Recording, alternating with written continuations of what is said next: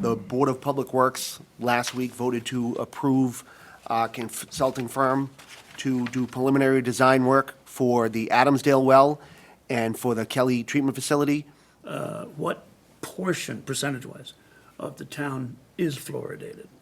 Primarily, we feed our tanks, and our tanks feed the system. That's generally how it Right. works. So when the water gets into the tanks, the fluoridated and unfluoridated water blends.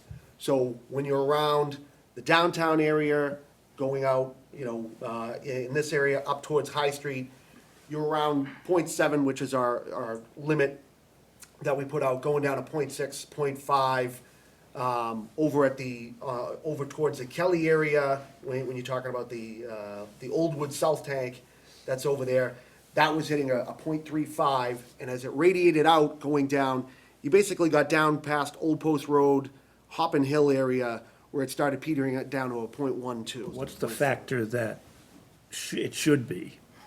0.7 is the limit. 0.7. We would like to receive regular updates on the status of the process. Can you make sure that this happens?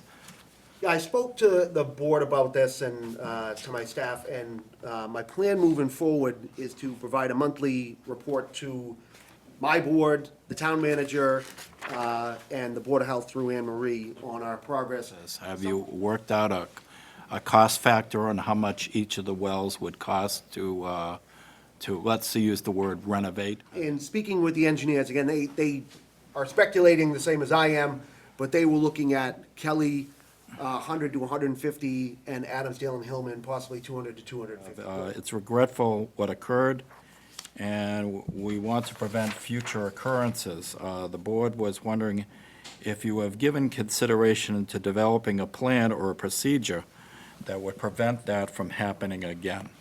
It really shouldn't have happened. We have we have a lot of processes in place and plans in place, and we were sort of changing up how our management structure was, so the utility manager who was in charge of bringing this forward as a capital program had retired, and again, there are reasons, there are no excuses. So one of the things we are looking at, and we're starting now and we're moving forward, is doing monthly fluoride testing. So we're looking to put, a better management structure in.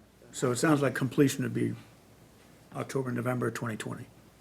That would be a pretty fair guess. Would this come out of the Water Enterprise Fund? The money that we have in there is in the water enterprise. What happened, happened.